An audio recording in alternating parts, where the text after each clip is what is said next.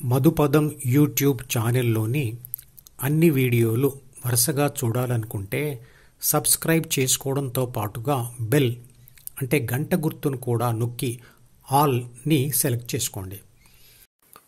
ప్రాపంచిక ఆత్మ మనోపుస్తకాన్ని అంటే ద్వితీయ మనసును చదవడం అంటే ద్వితీయ మనసులోని ప్రాపంచిక సమాచారాన్ని మరియు కోరికలను చదవడం అనేది మనిషి మొబైల్ ఫోన్కు అతుక్కుపోయినట్లుగా వ్యసనంగా మారిపోతుంది.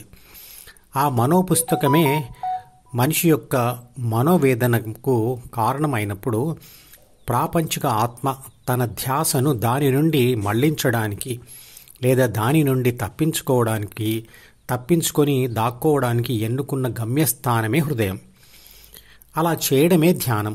మరి నేరుగా ఆ స్థిర ప్రాంతం మీదే అంటే హృదయం మీదే ధ్యాస పెట్టి ధ్యానం చేయకుండా కదులుతున్న శ్వాస మీద ధ్యాస పెట్టడం ఎందుకు? ఎందుకంటే మనకు మార్పు చెందుతున్న దాని మీదే ధ్యాస పెట్టడం చిన్నప్పటి నుండి అయిన అలవాటు. ఉదాహరణకి నిశ్శబ్దంగా ఉన్న చోట శబ్దం వినబడినా లేదా కదలకుండా స్థిరంగా ఉన్న ఒక చెరువులో కదలిక కనపడినా లేదా వాసన, రుచి మరియు స్పర్శలలో మార్పు వచ్చినా వెంటనే మన ధ్యాస అటువైపు మళ్ళుతుంది.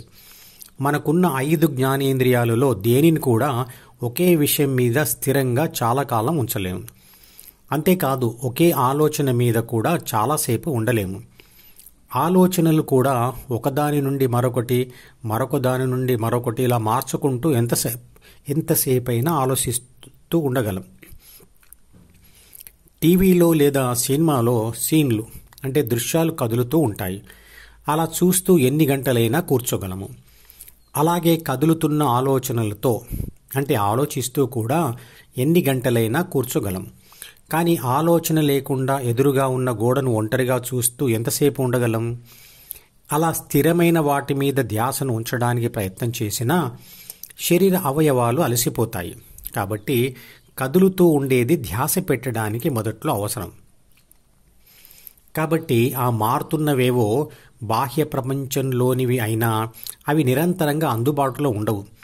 అందుబాటులో ఉన్న వాటి మీద స్థిర ధ్యాస పెట్టలేము. ఎందుకంటే శరీర అవయవాలు అలసిపోతాయి. అయినా జ్ఞానేంద్రియాల అనుభవాల వల్ల ధ్యాన ఫలితం దొరకదు. కాబట్టి కదులుతున్నదేదో అది మనలోనే శాశ్వతంగా ఉంటే, జీవించి ఉన్నంత వరకు ఉంటే ధ్యానం కోసం పరాధీనత ఉండదు. శ్వాస ముక్కు చివరి భాగం నుంచి హృదయం వరకు వచ్చి మళ్ళీ హృదయం నుంచి ముక్కు చివరికి వస్తూ ఆ విధంగా రోజుకు 22,000 సార్లు చొప్పున మనిషి బ్రతిక ఉన్నంతకాలం తిరుగుతూ ఉంటుంది. అది కిచెన్ నుండి ఒక వ్యక్తి భోజనం ప్లేటును డైనింగ్ టేబుల్ మీద పెట్టి భోజనం కాగానే ఖాళీ ప్లేట్ని కిచెన్లోకి తీసుకువెళ్ళినట్టుగా ఉంటుంది. ఆ విధంగానే శ్వాస ద్వారా వచ్చే గాలిలోని ఆక్సిజన్ తీసుకొని మిగతా కార్బన్ డయాక్సైడ్ వాయువులను వదిలేస్తాం. ఆలోచన లేకుండా మనతోనే శాశ్వతంగా కదులుతున్న ఆ శ్వాసను గమనిస్తూ చాలా కాలం సాధన చేస్తుండగా మనకు తెలియకుండానే ధ్యాస శ్వాసను వదిలి హృదయం మీద స్థిరపడిపోతుంది. అదే పరిపూర్ణ శాంతి. ఆ క్షణాలు మనసు లేని లేదా మనసును వదిలిన క్షణాలు.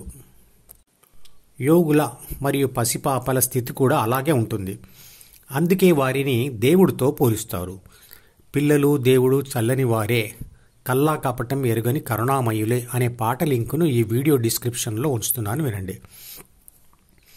ప్రాపంచిక అనుభవాలతో ఏర్పడిన మనసు మనిషిని ప్రశాంతంగా ఆనందంగా ఉండనివ్వదు. మనిషి ఒక మంచి పని చేస్తున్నా దాని ద్వారా కలిగే లాభాన్ని అంచనా వేసే మరో భావం వెనకాల ఉండి ఆ పని చేయిస్తూ ఉంటుంది. మనం పెంచుతున్న కోడి అయినా మొక్క అయినా అది వాటి మేలు కోసమా, మన లాభం కోసమా? ఇదే మనసుతో ఉంటూ చేస్తున్న ప్రతి పనికి వర్తిస్తుంది. అలాంటి మనిషిని మంచివాడు అనగలమా? మనసుతో ఉంటే ద్వంద్వ కోరికలైన ప్రేమ మరియు దానికి వ్యతిరేక భావమైన పగ రెండూ ఉంటాయి. ఒకదానిని అనుసరిస్తే రెండవది ఎదురు తిరుగుతుంది. ఒక పని చేశాక అలా కాకుండా ఇలా చేసుంటే బాగుండేది అనే నిరంతర సంఘర్షణ అశాంతినిస్తుంది. మనసున్న మనిషికి సుఖం లేదంతే అనే పాట అర్థం కూడా అంతే. ఈ పాట లింకును కూడా డిస్క్రిప్షన్లో ఉంచుతున్నాను, వినండి. నిజానికి సమస్య మనసు ఉండడం కాదు. సమస్య ఏమిటంటే ప్రాపంచిక ఆత్మ మనసుకు అతుక్కుపోయి ఉండడం. ప్రాపంచిక ఆత్మ హృదయానుభవంలో ఉంటే కోరికలతో ఉండలేదు. అలాగే కోరికలతో ఉంటే హృదయానుభవంలో ఉండలేదు. అంటే ఆలోచనల్లో ఉంటే ఏ అనుభవమూ సంపూర్ణంగా కలగదు.